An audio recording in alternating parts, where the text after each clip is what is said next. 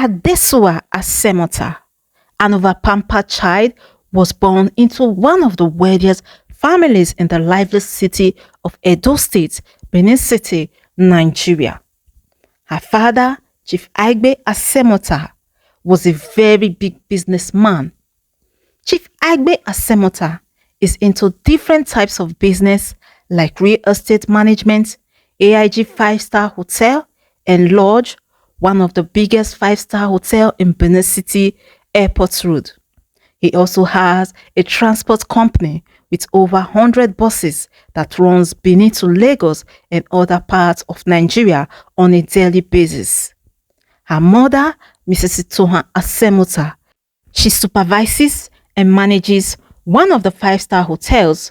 She spends her days overseeing the hotels and suites.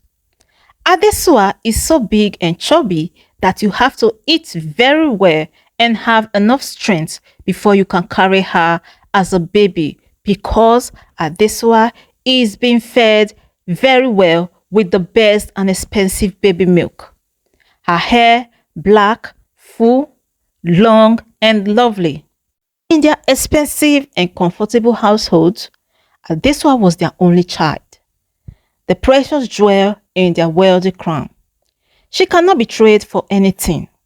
From the moment Adesuwa was born, she was surrounded by lots of privilege. The Asemota mansion was a spreading estate, complete with marble floors, crystal chandeliers just like parades, and a meticulous manicured garden. 5 different house help were assigned to Adesuwa's care. Each house help is responsible for different aspects of Adesuwa's life. There was Audio, her nanny, who looked after her day and night without leaving her side for even a second. Nusa, her tutor, who ensured she excelled academically. Frida, her stylist, who dressed her in the latest fashions, and Osaige and Essie, who catered for her every whim, from fetching her favorite snacks to organizing her extravagant birthday parties. Adesuwa wanted for nothing. Every desire was fulfilled before she even had the chance to voice it. She lacked nothing. She had the finest clothes, the latest gadgets, and her own private driver that takes her wherever she pleased to go. And her peers always envy her, wishing to be like her. Adesuwa's parents' love for her was unlimited, but in their quest to shade her from the harsh realities of life expectancy, they created a coverage of indulgence around her, without thinking of the negative, that not even a fly can perch on her skin. As Adesuwa grew older, her pampered upbringing began to show. By the time she was a teenager, she was the epitome of a spoiled brat. She easily got angry and throw things away if they don't go her way, demanding immediately for another of her whim. Adesuwa's parents didn't see anything wrong with their daughter's attitude. They were blinded by the excess love they have for their daughter Adesuwa, because she is their only daughter and she deserves everything, because the money that answers all things, they have it. They continue to allow her to enjoy whatever she wants, believing that granting her every wish was a sign of their affection. At school, Adesuwa's behavior was well known for classification of bad quality. She treated her classmates with disrespect, considering herself above them. Teachers were hesitant to discipline her, knowing the power and influence her family holds. Her academic performance began to slip, but Teacher Nosa, her tutor, ensured her grades remained high enough to keep her parents satisfied. Her social life was a whirlwind of lavish parties after party and high executive events. Adesuwa reveled in her status. Surrounded by ungracious classic of people who were more interested in her wealth than her well-being.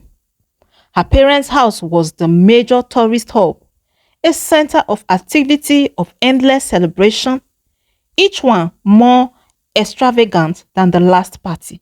Yet, amid all the glamour, good combination of all life got to offer, all the enjoyment, but Adesuwa still felt an increasing sense of emptiness. It was during one of these extravagant parties that Adesuwa's life took an unexpected turn. She was 17, celebrating her birthday with a grand different types of masquerade ball on her face. The garden was transformed into a magical wonderland, with lots and lots of varieties of drink and food to eat and drink, with twinkling lights, ornaments, decorations, and a live band playing her favorite song, African Queen by Two-Face Ethiopia. Her friends, clad in designer's gown and mask, danced and laughed. The air ticked with the scent of expensive perfumes and the sharp sound of music clicking so loud. Champagne, glasses, suya meat amidst the rivalry. Adesuwa noticed a stranger. He was older, perhaps in his late 20s, and discharged an air of quiet confidence. Unlike the other guests, the stranger didn't seem impressed by the lavishness around him. Instead, he watched Adesuwa with a penetrating gaze that made her feel both interest in him and uncomfortable. Their eyes met, and he approached her with a slight smile. "Happy birthday, Adesuwa," he said, his voice deep and calm. "Thank you," she replied. "Curious, I don't believe we've met." "My name is Lucky," he introduced himself. "I am a friend of your father's. We have done business together." She raised an eyebrow. "Business? At my party?" He laughed quietly. "I wasn't planning on staying long. Just wanted to see the famous Adesuwa for myself." "What do you mean famous?" she asked, a hint of irritation creeping into Adesuwa's voice. Lucky expressed, "No wonder people talk. They say you are spoiled, entitled, that you have never faced a real challenge in your life." Adesuwa bristled at his words. "You don't know me." "Maybe not," Lucky admits, "but I can see you are not happy." His words struck an imbalance out of her. But Adesuwa had never admitted it, not even to herself. But he was right. Despite all the luxury and privilege, she still felt a void, a lack of purpose.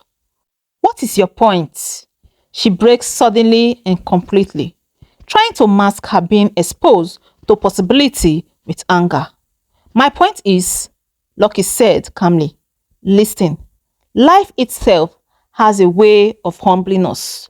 One day, you might find yourself facing challenges you are not prepared for. And when that happens, all this," he gestured to the luxurious surroundings, "won't mean anything."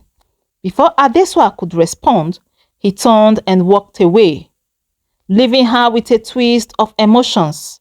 His words lingered in her mind long after the party ended. A month after Adesuwa's encounter with Lucky, Adesuwa's life began to unravel.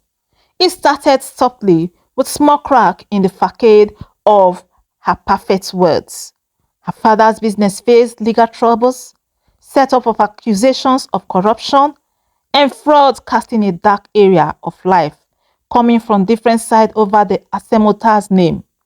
The media frizzle was relentless, and for the first time, Adesuwa experienced public scorn. Chief Asemota's assets were frozen, and the family's financial stability was threatened. The lavish and elegant lifestyle Adesuwa was accustomed to become unsustainable. The house helps were leaving the big mansion one after the other because there was no money to pay their salary anymore, leaving Adesuwa to fend for herself in ways she had never think or imagined. Adesuwa's friends, who had once flocked around her, disappeared into a thin air. The parties and social gatherings dried up, leaving her isolated. She was forced to transfer to a public school where she was an outsider, stripped completely out of her former status and privileges. The students there were not impressed by her past wealth. They saw her only as a spoiled girl who had fallen from grace. The transition was unpleasant. Adesuwa struggled with basic tasks at home. She found it difficult to wash her clothes, arrange her room. Clothes were scattered all over the bed and couch. Having never learned to do anything for herself, she missed Essay's comforting presence, Frida's fashion advice, and even Nusa's patient tutoring. Her grades plummeted and she found herself plundering on an environment where no one cared about her name or her past. Adesuwa now remembered Lucky's words in her darkest moments. Life had indeed humbled her, and she realized that she had a choice to wallow in self-pity or to rise above her circumstances. Determined to make a change, she began to take small steps towards self-improvement. Adesuwa reached out to her former tutor, Teacher Nusa, who agreed to help her catch up on her studies. She swallowed her pride and took on a part-time job at a local cafe, learning the value of hard work and earning her own money. Slowly, she began to rebuild her life, pieces by pieces. At school, she encountered resistance by refusing to accept defeat. Her classmates were not ready to be of help to her because they heard about her past arrogant lifestyle in her former school. But Adesuwa persisted. Determined to prove herself worthy, she joined the school's debate club and volunteered at local charities, hoping to make a positive impact. Over time, her effort began to pay off. She excelled academically, and her peers started to see her in a new light. Her experiences humbled her, and she developed a newfound empathy for others. She forged genuine friendships built on mutual respect rather than superficial wealth. As Adesuwa's new lifestyle grew, so did her relationship with her parents. The legal battles Adesuwa's parents had been facing eventually subsided. But though the Asemota's family are yet to regain their former wealth, they found stability. Chief Asemota and his wife, Mrs. Ituan, had also undergone their own transformations about life experience, recognizing the mistake they had made in raising their daughter. Adesuwa and her parents began to reconnect, acknowledging the challenges they had faced and the lessons they had learned. They became closer than ever, united by their shared experience and newfound understanding. One day, Adesuwa encountered Lucky again. He was surprised by the change in her and commended her for her resilience. "I know you had it in you," he said, a proud smile on his face. "Thank you," Adesuwa replied, gratitude shining in her eyes. "Your words were a wake-up call to me. I needed to hear them." Lucky nodded. Sometimes the hardest lessons are the most valuable. And so, a new beginning Adesuwa's journey from a spoiled brat to a compassionate, self-reliant young woman was a testament to the power of resilience and self-discovery. She learns that true wealth lay not in material possession, but in the strength of character and the relationship she built. As she stood on the threshold of adulthood, Adesuwa was ready to face the world, armed with the wisdom and humility she had gained. The overpampered of her past had been replaced by a foundation of strength, forged through adversity and personal growth. And so, Adesuwa embarked on a new chapter, determined to make her mark on the world not as a privileged heiress, but as a young woman who had found her true self amidst the ruin of her former life.